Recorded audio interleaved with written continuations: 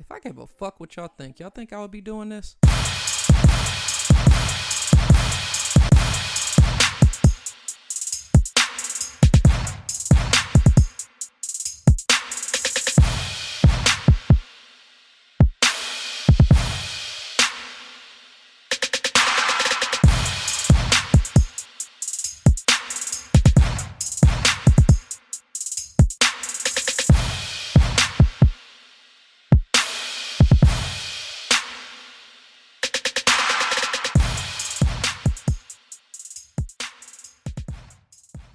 Welcome to the FMFU podcast, the podcast that's from me, for us. Vulgar but true, real and never fake. I'm your host, Reese, and I've got a lot of shit on my mind today, so let's get into it. Happy Friday, people. I'm back. I hope you all had a great week, and hopefully you were lucky to be off this past Monday, because a short week is always a great thing. There's no better feeling than having that extra Monday off to wrap up a 3-day weekend. Whoever the next president that is elected, since we currently have a clown in office, that next president should opt for 4-day work weeks and 3-day weekends. I think this is something that would make the country a better place. Let's just think about it. Less accidents because of the Monday blues, one extra day to get your body recharged, less engine emissions to be put in the environment from the rush hour commute. I'm thinking about the environment, people. But not only is the environment on my mind today, but so is the NBA. The NBA and the FIBA, or FIBA, however you call it, they announced that they are jointly putting together and launching a professional basketball league in Africa called the Basketball Africa League. This league is going to feature 12 teams from the continent of Africa, with no more than 2 from a specific country, and the league is scheduled to launch in January of 2020. And one man who was supposed to have a hands-on role is our forever president, President Barack Obama. Shit like this, it blows my mind, and it just continues just to show that the NBA is for us. With that announcement being during the course of, the All-Star game weekend and everything, I think the All-Star game in itself continues to show why the NBA is still our league. It's something that's going to always continue to pertain more to us than the NFL. The All-Star game was even way more lit than the boring-ass Patriot Bowl this year. The way them niggas was scoring, I was rooting for either Team LeBron or Team Giannis to reach 200 points. I felt like that would have been a fucking feat that just would have been kind of crazy. I don't know. I think they might have smashed some type of record or something. I'm not 100% sure, but that 200 points would have been ill. But besides the game itself and the great news that they dropped about the Africa Basketball League, they had Meek Millie on the intro to bring the players out, which that shit had me hype. And then they had the halftime performance by J. Cole, which that was well suited since he is from North Carolina and the game was in Charlotte. The halftime show, it was very entertaining, but what made the performance even better was the way he shouted out 21 Savage while performing his verse on A Lot. It just continues to show this solidarity or unity between the fans and the players and these artists and all of us as people, because I don't really think there's anyone in the NBA who absolutely hate each other. Maybe like Russell and Joel Embiid or something. But, at least that's something that's inside the court. So, that might be the exception. But, it's great. Everybody knows that 21 Savage is free. And at the end of the day, and I mentioned this on our No Rules collab last week, that I'm just hoping that everything works out, where he can stay in the U.S. because he's more American than a lot of people who've probably been here even longer than he has. I did get a chance to watch his interview on Good Morning America, and he discussed how he felt that he was a target because of his celebrity. And pretty much it sounded like that they just wanted to try and make an example out of him because he's a young black guy getting money. He's popular. Just came out with an album, I believe, a month or two ago. Nominated for Grammys, going to perform at the Grammys. They wanted to make an example out of him. So at the end of the day, whether it's proven or not, we all know the people behind the scenes running this country. They all have their own fucking hidden agendas and shit. So I would not be surprised if he was a target at all. Especially because, like I said, it was right before the Grammys, I think 9 days exactly. And, he was going to perform, and he's showing growth, and he's starting to bring up certain questions and not always necessarily rap about the same stuff. And it seemed like as soon as he starts to talk about A Lot, where he's showing growth and questioning things in the country, that's when, boom, they want to come get them. So despite all the 4 or 5 led agendas, one agenda backfired, which 21 Savage kind of backfired, but we just still not all the way over the hump with that because we still got to make sure we can stay in the country. But there was another agenda that backfired, and this was another victory for us. And that was when that asshole forced the NFL to bend to his will based solely on his opinion. It's the FMFU podcast, bitch. If you don't know what I'm talking about, and just to keep it simple, Colin Kaepernick won. It's been a long and ridiculous battle, but last Friday, also during the course of the All-Star weekend, it was announced that Colin Kaepernick and the NFL have settled their collusion case for an undisclosed sum in which either side are legally unable to discuss the details of the agreement. Now, some people, if you're super into legal terms and technicalities, you might be under the impression or thinking to yourself like, Kaepernick didn't win because he took a settlement. He settled. But if we really think about what the true reasoning and the message behind the protests were, he already won. Now, I talked about this in the past, and I hate to repeat myself, but I did say that the backing of $1 billion company who was already in bed with the NFL due to having the jersey deal that doesn't expire until 2020, I pretty much thought that made the battle pretty much over. Like, that shit is something that catapulted him even further than he had already been. Like, he was at like the, I don't know, let's say 85% mark or 80% mark. Maybe let's even say, 80%. That shit bumped him up to like 97, 99. So, it's crazy. But, although the two sides settling, it technically doesn't mean that, if you want to get technical and by the legal terms, it doesn't mean that the NFL was found, quote unquote, guilty of blackballing him from being signed by teams. But let's just be all the way 1,000. 9 times out of 10, when a defendant wants to settle by paying a large sum, the person or the company paying, they're guilty as shit. It's like a guy on the street or a hustler paying some hush money to try to move past their wrongdoings. You're pretty much paying it off to ignore what you did. But you know what I mean? So at the end of the day, that's why I consider it a dub. So the great thing about the settlement, though, is that, the NFL, since it did come, as you could say, a draw, if you don't want to say that Kaepernick won, but even though I say he does, if you want to look at it as a draw because they settled, the NFL will never be able to sweep our issues under the rug and just sweeping them under to move past them. And, this is something that's going to be in history forever. Like, I wouldn't be surprised if this is something that would be in fucking textbooks in the future when they're finally acknowledging that us as the minorities, we're the majority in this country. And on top of that, Colin will be getting paid for the time he missed in the league. They didn't announce a sum, but personally, I'm hoping it's at least a 9-figure settlement, which that's $100 million for you fools.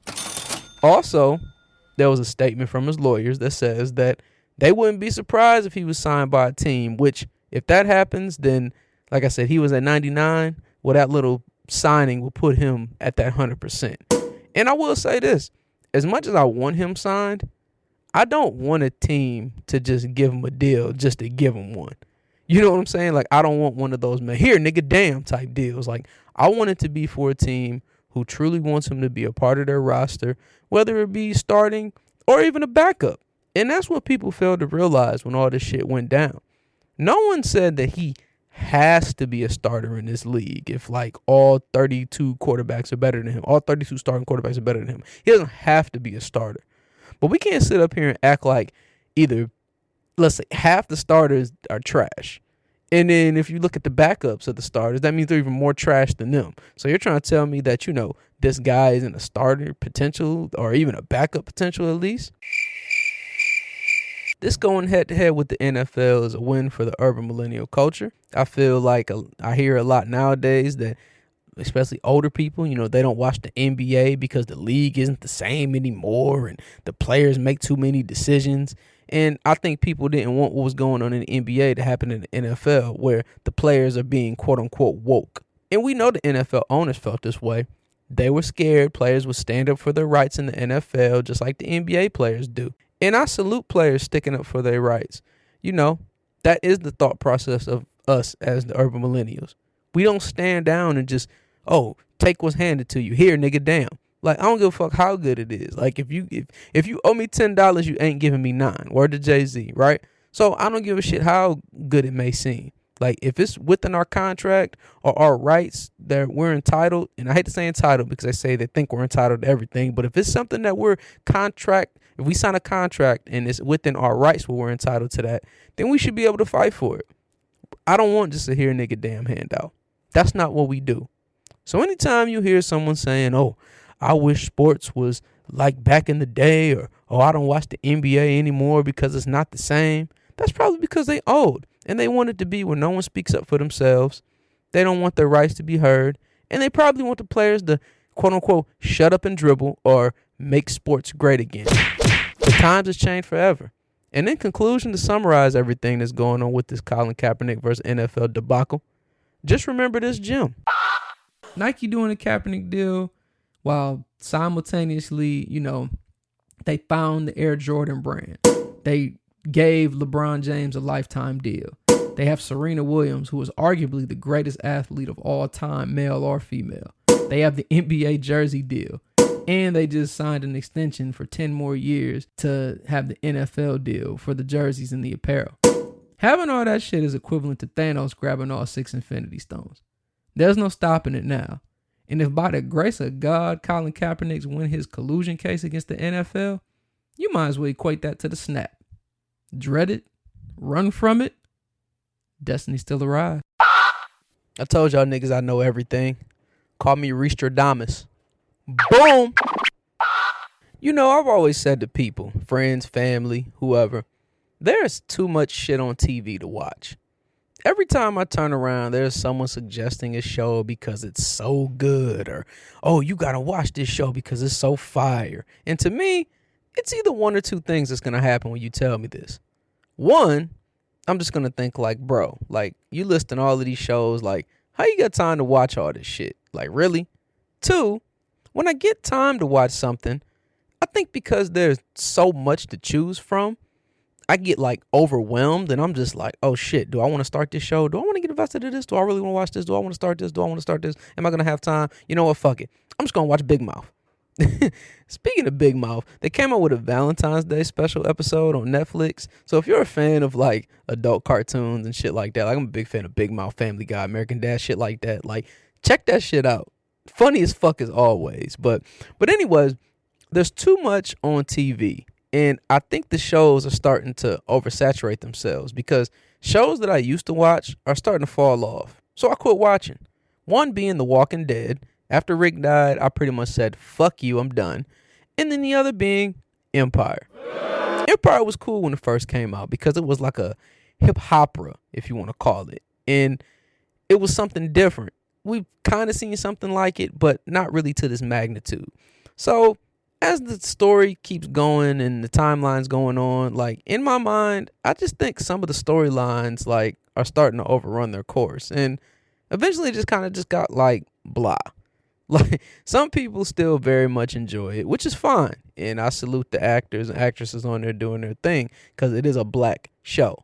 But me, I'm bored. Like I'm bored with it. Just like I'm bored with hearing about Jussie Smollett. Here we go. So unless you've been under a rock, Chicago PD received a call late night into January that Empire star Jussie Smollett, the actor who plays as Jamal, was attacked at 2 a.m. on his way back from Subway by 2 men. The 2 men apparently had on ski masks, and when they were scuffling, the men screamed, "Faggot, this MAGA country nigger," and poured what was assumed to be bleach on him and threw a noose around his neck.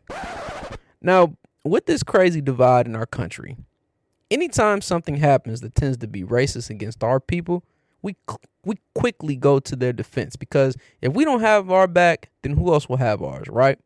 So, of course, that's what happened. We all defended and we're like, oh, my goodness, who would do this shit? That's fucked up. All these MAGA bitches, fuck them. We all defended and, supported what it would be considered a modern day lynch attempt. They didn't try to hang. I mean, they could have. Who knows? But in our mind, we're like, oh, shit. Like, they're trying to bring back. They're on some shit. So a few days after the report comes out, the facts started to look a little shaky. And for myself, I started to think a little bit, like a lot of people did. Well, first, the Chicago PD, they thought they identified two guys who would be the two potential subjects. But in a twist, you hear somebody's coming with a noose and bleach and MAGA hats. You think they'd be like white, red MAGA hat, redneck wearing motherfuckers, right? No. The two potential subjects were two Nigerian niggas. Now, according to reports, the two dudes, they're cooperating with the Chicago PD. But at the time, it seems as if Jussie is not wanting to cooperate, as he's already told his side of the story. There was also a report that someone saw him with the two Nigerians hanging out at one time or another. I don't know how true that is, but that's just what was being said. So with all of this coming out, he's gay. I'm thinking like, okay, maybe this is Chicago PD on some bullshit of not want to do their job. Like, I don't really trust police. Like, we know police can be lazy at times. And lots of times, you know, the police sometimes represents that hate that's similar to MAGA. So maybe they're like, oh, I know that dude. That was my sister's brother or something. So, no, we got to protect them guys. So maybe some bullshit like that. You know, police, like I said, they're lazy. Unless they're like G.I. Joe or something. But at the same time, I'm thinking to myself, like, what if this nigga is really lying? Like, technically, he lied in 2007 about, you know, what his name was during the DUI stop. But I mean, on the flip side, I thought to myself, who wouldn't try to think of a way to get out of a DUI? Then comes another report that I guess, because most seasons, I think they're on season 5 now. So that's already filmed. So I guess they're filming for season 6. So they're saying that all of his scenes in the filming of season 6 of Empire being cut. So that shit to me is like a head scratcher. Because I'm like, if someone is super innocent and didn't lie about this shit or set themselves up, why would all their scenes be cut? Like, if I was a victim and 100% innocent, I wouldn't want my fucking scenes cut from the TV show. Like, if I'm the victim. So then I think to myself again, you know, the country is divided and everything that's going on. But then I got to thinking some more. And I'm like, okay, about a month ago, we got hit with this polar vortex. It was like negative whatever, like in Chicago. So I'm like, what person is walking around at 2 a.m. with the whole noose and bleach and like waiting for this nigga to leave his apartment? Like, you know what I'm saying? So it's like, so you trying to tell me two dudes who you don't know were like, oh, we gonna get this nigga. You got the bleach, you got the noose, and it's like negative whatever degrees outside, and they're coming to get you? Like, in my mind, from how I grew up and shit I've seen, the only way shit like that happens, it sounds like if, you know, somebody you know knows where you stayed and, you know, they got the drop on you and they knew when to attack you. And, you know, I think I'm thinking this is because I'm real shaky on this is because of the noose and the bleach and the hats. Like, if this fool was like, oh, I got robbed by gunpoint and they were calling them names, then okay, 2 a.m. Chicago, we know Chicago's called Chirac for a reason. That shit is more, I guess, believable. But for two people just be carrying that shit around, I don't know, man. Like, I know this world is crazy, but it sounds off the chain, to be honest. So whatever the truth is or not, lots of people were saying on my Twitter that, oh, dude should be locked up if he lied. And actually, him lying, and I had like 3 articles come to my iPhone from like New York Times and things. I got the little Apple News or whatever. And there were like all these articles talking about how like if he did lie and now that he turned himself in and he's in custody, that he could go to jail for like 1 to 3 years. And that fucking sucks if he did lie. Or even if he didn't lie, it still sucks. So the whole situation, I hate that this happened because one way or another, if you think about it now, anytime there's some racial motivated violence that occurs, everybody's going to look at the situation like the boy who cried wolf. Even if he told the truth and they find out that, well, they find him guilty in the court, it's not going to be anything good for us. And I mean, I can't front. I mean, I have to be honest. Like, a black dude being attacked or not, the shit sounds a little fucking shaky to me. I mean, 2 + 2 = 4, and I think I'm being sold 2 + 1 = 4, and I ain't with that. I saw this meme the other day, and this shit said that Jussie the first nigga to scam a Nigerian, and I thought that was funny as fuck. Yo, like, yo, Nigerians do be on that scamming shit. If you're Nigerian and you listening, I love you, but I mean, I don't really know too many. But anyway, Nigerians do be on that scamming shit. Let's be real. Like, that's a bad rep they have, but I mean, they have it for a reason. Like, I had some Nigerians that try to scam me out some J's. Yeah, no bullshit. So it was back in like 2013. Like, this is when, like, before the Nike sneakers app was available and you had to go on Nike.com and keep refreshing and shit. So this was when the Gamma Blue 11s dropped. So I had the shit on my phone, my computer, my iPad. I'm trying to get through, push through, get them. Boom, got through on my iPad. Well, I got through, but I honestly didn't want them because they weren't the Space Jam. So I had planned on getting them so I could sell them. Well, there was no Let Go and shit like that at the time, or at least it wasn't popular if it was out. So I was going to sell them on Craigslist. So I post them on Craigslist, and then a guy hits me up. He says he wants to buy. You know, me and dude, so he texts me, or I can't remember how it happened, but we're texting back and forth about it. He had the green bubble struggle going on, so I side-eyed off the rip, but at the same time, this motherfucker offered $600 to buy them shits. The sneakers only cost $185 at the time, so of course in my mind, I'm like, fuck yeah, easy come up. So, now mind you, at the time, I never sold anything to which, you know, the transaction was done on PayPal. So this was new to me as a seller, but not as a buyer, because I bought stuff on eBay and other sites like that. So I tell him, you know, let me know when he sends the money. Then, you know, after that, I will send him the sneakers. So time goes by, maybe even that same morning, he tells me that he sent me the money. And I get this PayPal email that says, oh, the money's coming to your account. So this is also during the time period when I was working a night shift. So, you know, your brain's all backwards. You're not fully on point as you want to be. So you're not really thinking or paying attention to the details like you think you should. But I'm just seeing that this email is coming from PayPal. And I'm like, okay, perfect. The money's processing. So he gives me this address that's out of the country or something. But I noticed the dude had a number that was from New York City. You know, I'm half asleep and I'm still skeptical. But being that I got that email, I'm like, you know what? I don't care what fucking number, where city your number's from. Like, as long as that cash coming into my PayPal account, that's all that fucking matters. So I take the sneaks to the post office, only on the strength of still depending on the email that says the money is coming. You know, I filled out the priority shipping form or whatever to send the sneakers to wherever the hell he had listed. Put them in a box, left the post office to go home, and I was going to go to bed. But as I got into bed, the sun was rising in the morning because I work night shift. And I think my brain started to wake up a little bit because something still didn't feel right.